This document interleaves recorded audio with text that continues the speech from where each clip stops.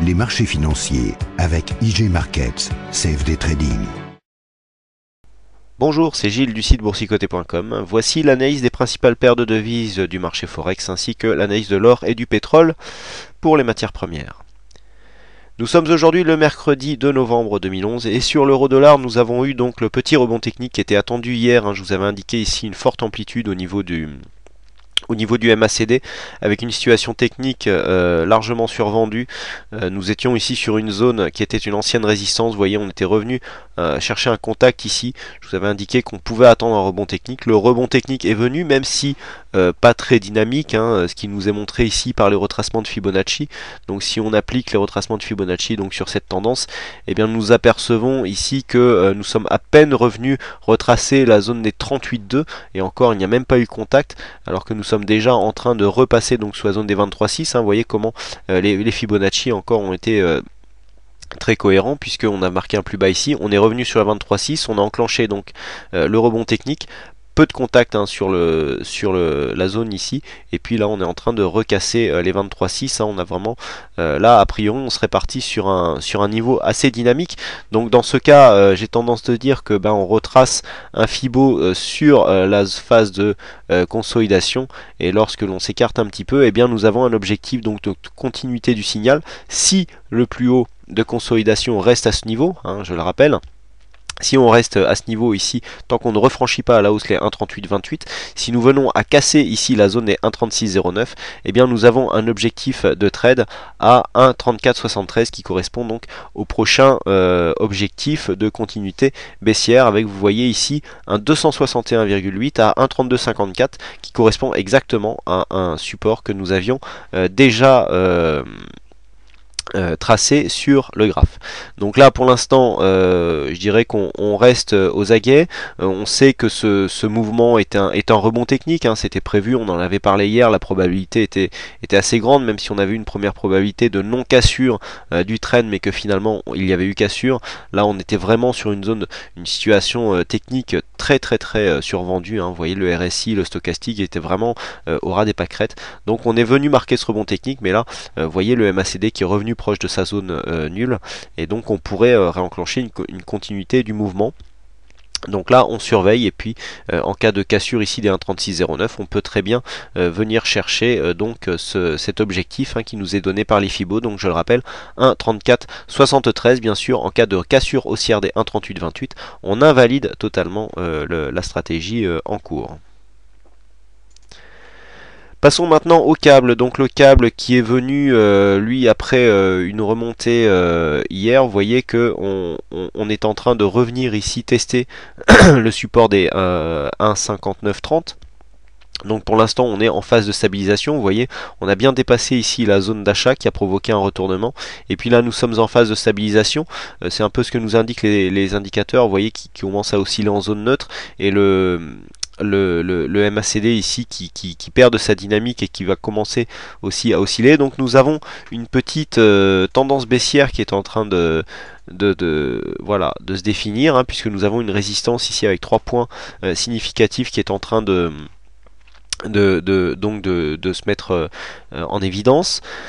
Donc pour l'instant, tant que le plus bas ici de la zone, à savoir les 1,5890 ne sont pas cassés, on est en phase de stabilisation. Mais en cas de cassure, ici on aurait une continuité de la phase baissière, qui validerait ici la sortie du trend. On était sorti première fois, puis deuxième fois, et là on n'est même pas revenu chercher la zone comme une zone de résistance, et on confirme directement la phase de baisse. Donc pour l'instant, une cassure ici attendue, la dynamique pourrait bien reprendre, là aussi à la baisse sur le câble. On passe tout de suite au dollar yen. Donc dollar yen, mouvement de stabilisation suite à la forte hausse que nous avons connue en début de semaine. Alors là voilà, on reprend maintenant sur une formation de range, avec ici un plus haut qui se définit à 78,50 et un plus bas quasiment ici sur les 77,90. Donc on peut s'attendre facilement à une zone d'évolution horizontale pendant quelques temps, comme ce que nous avions eu avant ici cette phase, donc cette forte hausse et donc cette intervention de la Banque centrale japonaise. Donc pas grand chose à dire ici sur cette paire de devises. Ensuite, nous avons l'or qui revient suite, pareil, à la petite phase de retournement ici avec une sortie de la bande verte qui a provoqué donc un retournement, hein, comme je vous le disais donc lundi où je vous présentais ce nouvel indicateur. Et bien donc les cours qui remontent, hein, puisque nous sommes revenus ici dans la partie haute que nous avions déjà testé ici en début de semaine. Donc on tend à reprendre une course horizontale. Donc là nous avons une reprise avec un léger surachat qui commence à se mettre en place. On est sur une zone de vente ici. Donc là, on peut s'attendre à une phase de range aussi sur l'or. L'or qui a monté aujourd'hui plus dû aux inquiétudes que à la montée du dollar, puisque le dollar a perdu un peu de terrain aujourd'hui, puisque l'euro dollar est donc bien remonté. Donc là, l'or nous montre vraiment que nous avons des achats sur valeur refuge, donc ça correspond bien à une phase un petit peu de, je dirais presque de consolidation suite à la baisse des marchés que nous avions connue ces 2-3 derniers jours.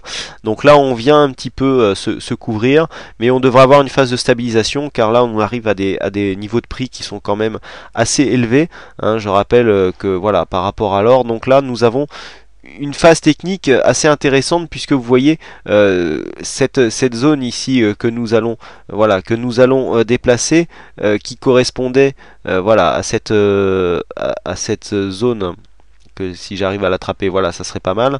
Là on va supprimer cette ligne, voilà. Là vous voyez cette zone qui était anciennement résistante est venue ici être testée comme nouvelle zone support, et puis on est en train de confirmer ici une dynamique légèrement haussière.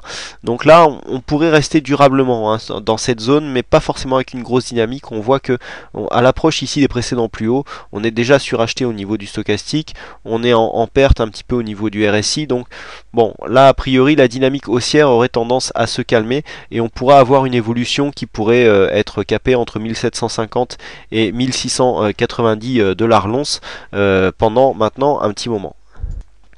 Et enfin le pétrole, donc le pétrole lui qui évolue en range depuis maintenant quelques séances, donc une évolution capée à la hausse entre 94 dollars le baril et à la baisse donc la zone des 90.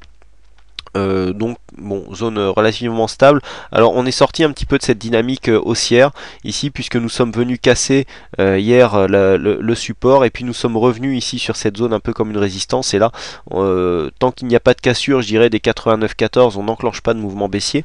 On a une sortie de dynamique qui pourrait se traduire par une phase je dirais d'évolution neutre, hein. Vous voyez que là aussi nous sommes venus sortir de la bande verte pour marquer une zone de consolidation, mais le mouvement n'était pas trop dynamique. Donc là pour l'instant on aurait une perte de la dynamique. On peut s'attendre à une évolution donc qui sera située entre 94 et 90 dollars le baril, donc phase de stabilisation après la forte hausse donc qui a été constatée donc ces dernières semaines, hein, puisqu'on est parti ici de 75-40 pour arriver à 90. Là on peut attendre un peu plus de calme sur le marché du WTI, et donc avec une cassure de la dynamique haussière. Pour l'instant pas mouvement baissier enclenché, puisque vous voyez que le précédent plus bas ici a servi quasiment de point de retournement pour revenir ici à la hausse, tester la zone haute ici que je vous indiquais à 94. Donc a priori on s'acheminerait vers une dynamique plutôt neutre sur cette sortie de phase haussière. Voilà, il ne me reste plus qu'à vous remercier pour votre attention, vous souhaiter à toutes et à tous bonne chance dans votre aide. Et puis oui, petite information donc pour ceux qui ne regardent pas la vidéo du CAC par rapport au problème que connaît le courtier WHS actuellement. Donc un peu des posts ont été laissés sur le forum pour expliquer un petit peu les garanties qui existent en fonction des différents courtiers, et notamment les courtiers partenaires qui sont toujours sélectionnés, enfin ceux qui sont partenaires du site en tout cas, sont sélectionnés justement pour avoir des protections du client correct, hein, par rapport à ce que l'on peut trouver notamment ailleurs dans d'autres pays de régulation exotiques.